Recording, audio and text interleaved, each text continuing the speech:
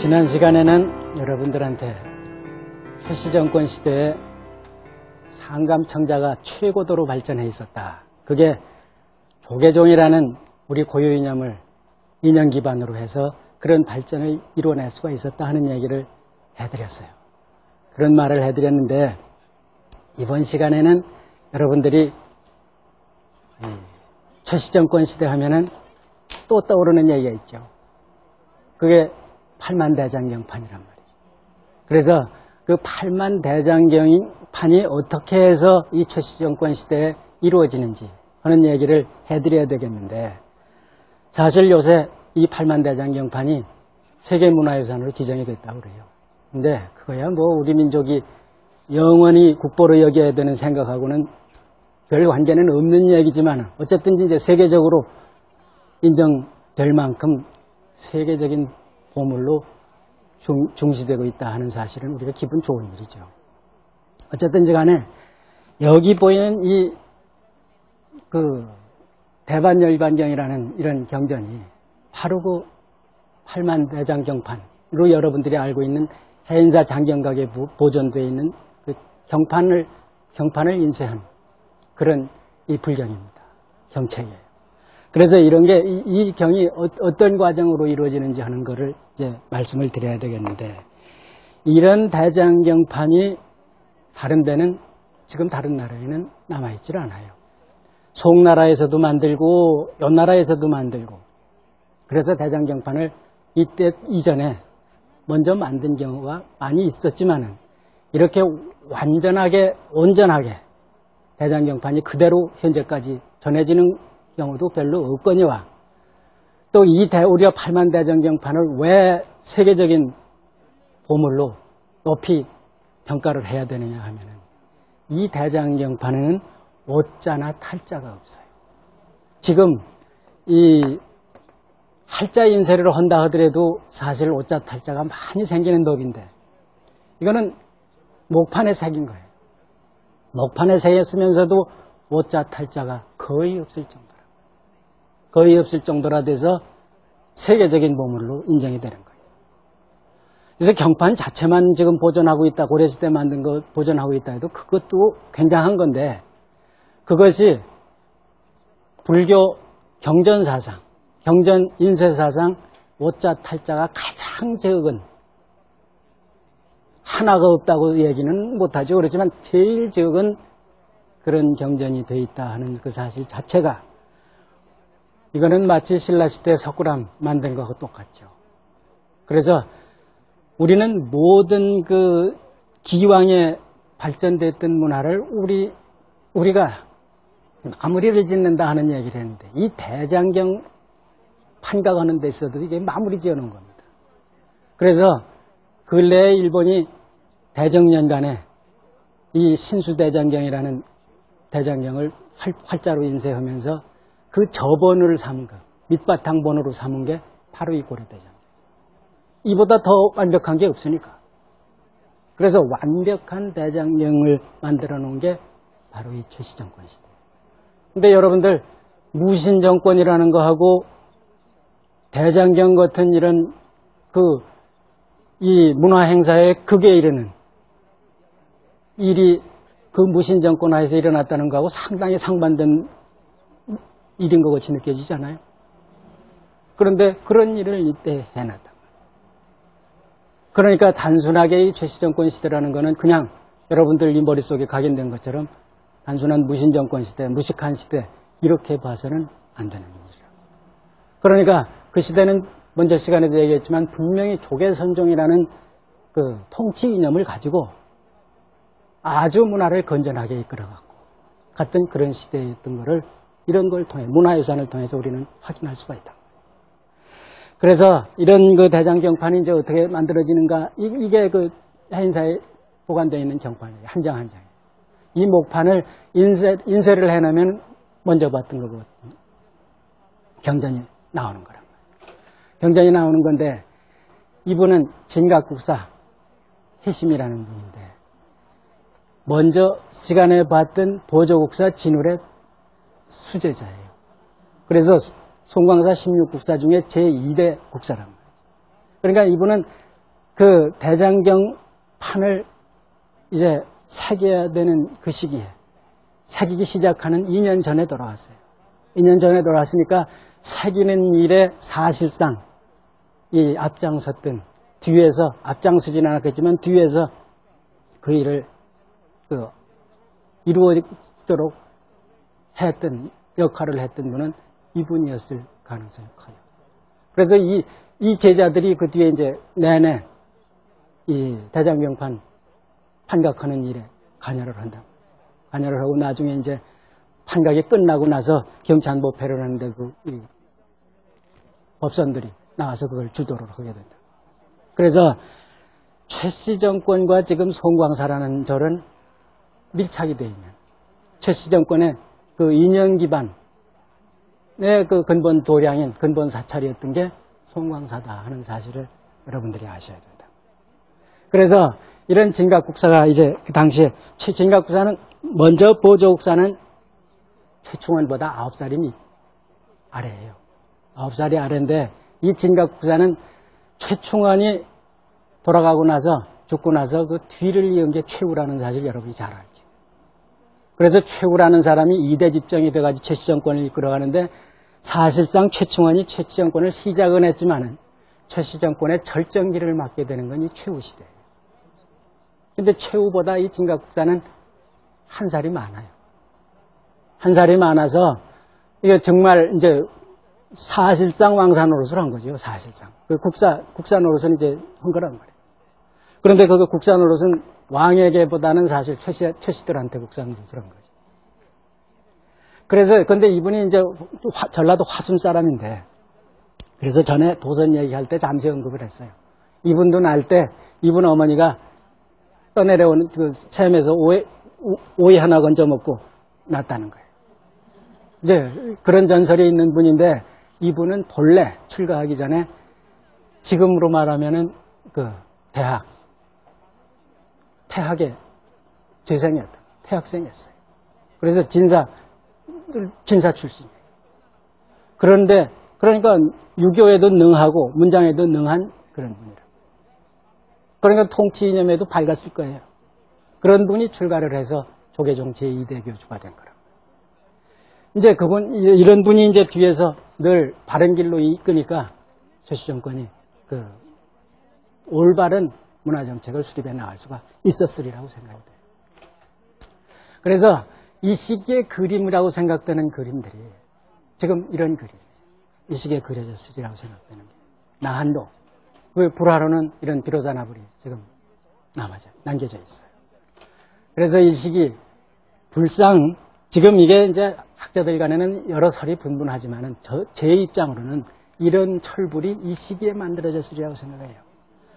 이제 보통 일반적인 생각으로는 이 최씨 정권 시대라는 게 무신 집정 시대니까 이런 거대한 철불, 당당한 철불이 안 만들어졌으리라고 보통 생각들을 안 하는데 저는 그 이념이 뿌리라면은 예술은 꽃이라는 생각, 그 생각에 입각해서 이런 거대한 철불, 거대하고 아주 그 사실적이고 완벽한 철불들은 이 시기에 만들어졌으리라고 생각이 돼요. 그래서 왜 그런 생각을 할 수가 있냐면은 최충원은 이제 무장이었지만 최우는 무장이기보다는 문사예요. 그래서 신품사현이라고 그래서 우리나라 글씨 제일 잘 쓰는 명필들이 4시 있다는 거 여러분들 들어본 적 있죠. 그래서 김생에서부터 탄현까지 탄현하고 세 번째 꼽는 게 누구냐면 최우, 명필로 꼽는 거. 그러니까 대표적으로 물론 그 얘기를 한 거는 최씨 정권에서 이제 이 최씨 정권을 합리화시키는 일에 앞장섰던 이규보라는 문사가 그런 얘기를 이제 써놓긴 써놨지만은 터무니없는 이야기는 할 수가 없었을 거란 말이에요. 잘 썼으니까 그걸 세 번째나 갖다 놨지 워낙 형편없는 사람을 가지고 그렇게 만들지는 못했을 거라. 그런데 이 최우는 그러기 때문에 정치를 한다. 그래서 최충원이 죽자마자 최충원이 1219년에 죽는데 죽자마자 이제 대권을 물려받고는 최충원이 불법으로 차지하고 있던 일체 그 장터들, 재산들을 전부 본주인한테 다 돌려주고 그 재화를 국왕한테 바쳤어요. 그 최충원이 가지고 있던 무수한 보물들 재화를 다 국왕한테 바쳤다. 이러니까 인심을 확 휘어잡을 수밖에 없죠. 이런 정치술을 부릴 수 있는 그런 사람이라. 그리고는 황룡사에다가, 흥왕사에다가, 왕실의 원찰이죠. 문종이 세운 왕실의 원찰인데 그 흥왕사에다가 황금 13층 탑을 만들어서 흥왕사에 보시를 한다. 국찰에. 그런데 문종 때 황금탑을 처음 만드는데 황금 140근을 썼다고 그랬어요. 그랬다고 그러는데 이 최후는 황금으로 얼마를 썼냐면 200근을 썼다. 황금 200근을 써서 13층 탑을 만들고 또 황금으로 꽃병을 만들어서 흥왕사에 이제 보시를 했다. 그러니까 이만한 배포가 있고 근데 문종 때 그 사실 고려문화의 절정기인데 이 시기가 절정기에 이르는 시기인데 140근밖에 황금을 못 썼던 거를 이 시대의 최후가 200근을 들여서 그 황금 13층 탑을 만들었다면은 이때의 그 문화 역량이 한껏 더 고조됐다고 봐야 돼요. 아무리 독재를 할 수 있는 사람이라 할지라도 국왕이 문종이 발언해서 황금탑을 만들 때 140근밖에 못 썼는데 이 최후가 발언해가지고 200근을 썼다면은 그 시대 문화 역량이 얼마나 크고 국력이 얼마나 컸다 하는 사실을 알 수가 있다. 뭐 완전히 그 민심을 그냥 압도하려는 그런 의도로 이걸 조성을 했을 테니까. 그런 문화 역량을 가지고 있을 때란 말이죠. 그런 문화 역량을 가지고 있을 때인데, 그래서 이제 이런 그 매병도 다시 만들고 그러는데, 이 얘기는 이제 잠시 두고 대장경 쪽으로 이제 다시 가면은 저런 문화 역량, 저런 국력, 이런 걸 가지고 있었다 하는 사실을 여러분들이 머릿속에 담아두고 대장경이 어떻게 만들어지느냐 하는 얘기를 이제 해야 되겠다. 그래서 이 대장경을 그리고 왜 만드느냐 하는 얘기부터 그것도 알아야 돼요. 그래서 이 대장경을 조성을 하는데 이 대장경 조성과는 몽고 침입이라는 사실이 이제 맞물려 있어요. 몽고가 침입을 했기 때문에 이 지금 해인사 대장경판은 새겨낸 거예요. 그러면 왜 대장경을 새기느냐? 이제 불교 미술로 여러분들이 이제 1년 가까이 지금 인도에서 불상이 출현을 하고 그 뒤에 이제 탑이 중국에 전래되고 해서 불상 미술이 절정에 이르렀던 시기를 여러 번 얘기를 했고 타파 미술이 절정에 이르렀던 얘기도 하고 또 이제 선종이 쓰면서는 부도와 탑비 미술이 이제 흥성을 했다 하는 얘기도 했어요. 그래서 이제 여러 시대를 지나면서 그게 그런 과정을 거치는데 최후의 불교 미술로서 이 대장경판이 등장하는 거예요. 최후의 불교 미술로서. 그래서 이 대장경판은 그러니까 이제 교정에서 선종이 이제 개신교로 그 출현을 하고 뭐 이런 과정에서 각종 미술이 출현을 했었는데 총체적인 그동안에 그 만들어진 인도에서부터 중국을 거쳐지면서 만들어진 그 모든 불경들 이거를 종합하려는 그 노력이 북송 초에 중국에서부터 일어난다. 그래서 북송 태조 때 벌써 이 대장경을 만들기 시작해요. 그래서 971년에 이게 개보 4년인데 971년에 북송 태조가 명령을 해가지고 지금 사천성 익주 지방에서 대장경을 처음 만들게 했다. 만들게 해서 만 12년 만에 이 983년에 대장경을 완성을 해요. 완성을 하는데 이 대장경을 만들어서 지금도 이제 하는 얘기들이지만 불교에서 하는 얘기지만 법보시라고 그래서 이 경전을만 쓰거나 하여튼 새기거나 인쇄를 하거나 해가지고 남한테 이렇게 대중한테 전파시키는 거 이게 최고의 보시라고 그러거든. 최고의 공덕이라고 그래요. 그러니까 불상 만드는 공덕, 타파 만드는 공덕, 부도 만드는 공덕, 뭐 비석 만드는 공덕 다 공덕인데 최후의 공덕, 이 경전을 배포하는 거. 그러니까 과거에는 이제 어느 경전을 가령 화엄종 이 주도 이념이 될 때는 화엄경을 주로 많이 써서 배포를 하고 뭐 이랬을 텐데, 이제는 그게 다 지나가니까 일체 경전, 불교의 모든 경전을 다 해서 대량 배포를 해야 될 테니까 목판을 한 거예요. 이게 대량 배포를, 대량 인쇄를 하기 위해서는 목판이 제일 필요하다. 활자일 경우에는 그거, 요새는 이제 뭐 대량 그 활자로 하지만은 예전엔 금속 활자로 하더라도 일일이 끼워 맞추고 뭐 이러면 그거 쉽지 않단 말이죠. 그러니까 소량할 때 활자가 필요하지 대량으로 할 때는 판이 필요하니까 목판을 처음에 이제 만들어냈던 거예요. 그래서 이 983년에 이거를 완성을 해요. 완성을 하는데 고려에 이걸 언제 보내주느냐 하면은 고려 성종 10년 991년에 한원공이라는 이가 사신을 가니까 송나라 태조가 이 한지를 주어 보냈다. 한지를 주어 보낼 때 그게 481암 2,500권이었다는 거예요. 이 2,500권이니까 이거를 고려가 받아보고 우리나라는 그러지 않아도 이 목판 인쇄술이 이미 신라 때부터 무구정광 대다란여경이 석가탑에 이미 들어있어요. 그러니까 8세기 중반부터 벌써 우리는 목판을 하고 있었다. 그런데 중국한테 기선을 우리가 뺏긴 거예요.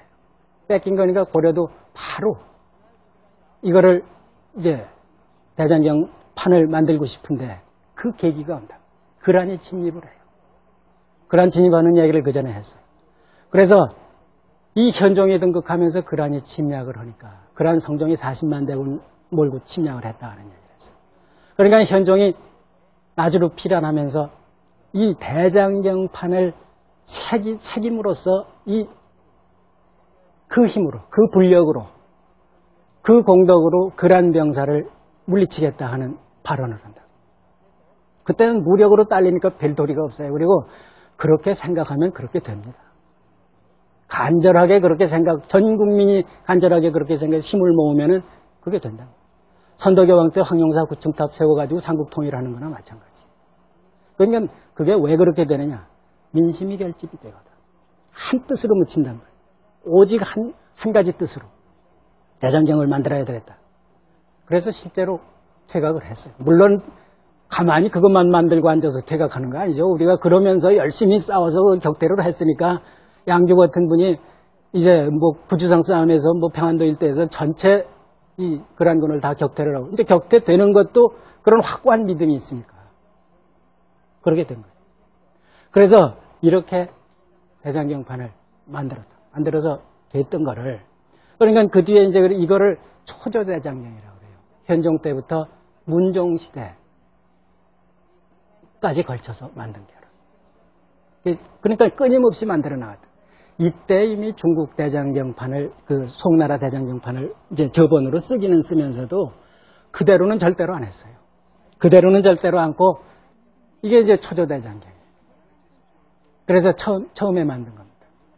그 번을 떠놓고는 일일이 전부 대교를 해가지고 우리나라 본래 있던 경전도 있고 그러니까 전부 대조해서 옷자난 거, 탈자 있는 거, 빠진 글자 이거 죄 바로 잡고 중국에서 그려진 그 변상도라고 그래서 경전 내용을 표현한 그림이 있으면 그것도 우리식으로 바로 잡고 이렇게 해서 만들기 시작해요. 이렇게 해서 만들기 시작을 해서 끝내는 게 대각국사 시대예요. 선종 때랑 대각국사 시대에 끝나는데 이 대각국사라는 인물이 나와가지고는 1085년에 중국으로 가서 이 우리 초조대장경에 실리지 않은 경전들 그걸 다시 구입을 해드리고 요 나라에 사신 보내고 일본에 사신 보내서 또 남은 경전들을 다 모으고 이래가지고 이게 그래서 이런 그림도 이게 어제 비장전이라는 그 경전의 그림들인데 송나라에서 그린 그림을 거의 무시하다시피 하고 새로 그려요. 이거 고려해서 새로 그린 거예요. 이렇게 그려낸 겁니다. 그리고 이게 이제 제조대장경, 그 속장경이라는 거예요. 속장경. 속장경이 의천이 만든 건데 이렇게 의천이 사신 보내고 자신이 직접 가서 구해오고 한 경전을 다시 한번 만들어요. 그래서 1091년에서부터 101년까지 10년 동안 101년에 의천이 돌아가니까. 그래서 그때 만든 거를 속장경이라고 합니다. 이런 속장경이 만들어지고 나서 이 의천이 이렇게 허무하게 돌아가고 나서는 이제 천태종이 그 힘을 잃어간다 하는 얘기를 지난 시간에 했는데 그 뒤에 몽고가 침략을 한다. 이제 몽고가 풍운을 일으키는 게 1200년대 초예요. 그래서 최충원이 돌아가기 바로 전 1219년에 죽는데 최충원이 돌아가는데 18년에 몽고가 침략을 해요. 들어온다. 18년에 몽고가 침략을 해 들어온 거를 그때는 일단 그 강화를 해가지고 이 형제의를 맺는 거로 그냥 끝났어요. 끝났는데 그거는 금나라가 아직 완전히 멸망하지 않았기 때문에 그렇단 말이에요. 근데 금나라를 멸망시키고 나서 몽고가 본격적으로 침략하는 게 1231년. 31년에 몽고가 본격적으로 침략을 하고 들어오는데 몽고가 침략할 때 이 민족 반역, 이 민족이 침략하면 민족 반역자가 생기는 겁니다. 그래서 이 홍대순, 홍복원, 홍다구 이 3대가 이게 의주 근처에 살다가 투항을 해가지고 몽고의 앞제비가 돼요. 그래서 우리나라를 가진 방법으로 핍박을 하고 해를 끼치는데 이 3대 내리 해를 끼친 거예요. 그러다가 이제 홍복원이 같은 자는 몽고 사람한테 결국 발길에 채에서 맞아 죽는데 어쨌든지 이자들이 다니면서 우리나라 곳곳에 그 파괴해야 될 거를 전부 앞잡이 돼가지고 한다. 그래서 그렇게 되니까 최후가 강화도로 천도를 해요. 1232년에. 그래서 항전을 한다. 항전을 하는데 무려 최씨들만 여기서 한 28년간 항전을 해요. 그게 우리 고유 이념이 있었기 때문에 이 항전이 가능했던 거예요. 그리고 최씨의 세력 기반이라는 게 수군 세력이었기 때문에 이게 가능했다. 그래서 강화도에서 이제 항전을 하는 과정에서 이자들이 고려의 민심을 이제 이반을 시키려면 민심을 흐트려 놓으려면은 뭐를 해야 될지를 홍보원이 같은 자가 앞장서서 가르쳐준다. 그래서 1234년경에 그때 당시까지 있던 대장경판을 모두 다니며 불지른 것 같아요. 몽고군들 끌고 다니면서. 몽고군들이 대장경판이 어디 있는지를 어떻게 알 겁니까?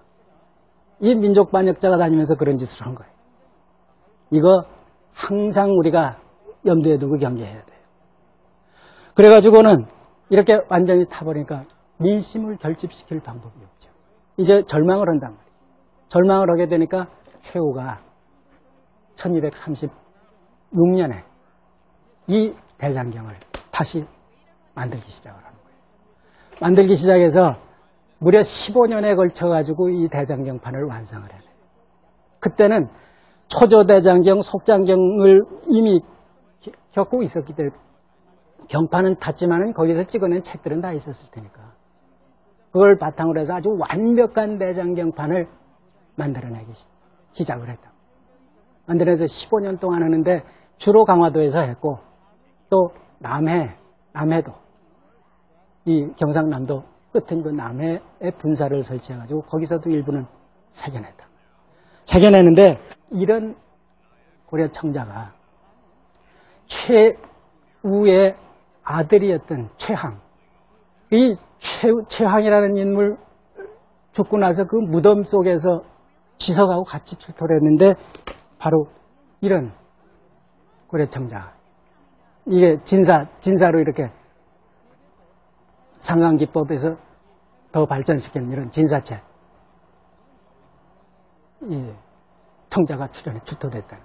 이게 도굴에 의해서 됐기 때문에 이게 전체가 여기서 나온 전체를 파악할 수가 없지만은 어쨌든지 이런 게 출토될 정도니까 최항 시대에 이런 고려 청자를 만들었다면 최후가 돌아가기 전까지는 얼마나 그 독자성을 가진 문화를 절정에까지 꽃피워냈었겠냐. 그런 배경을 가지고 고려대장경판을 조성을 해낸 거예요.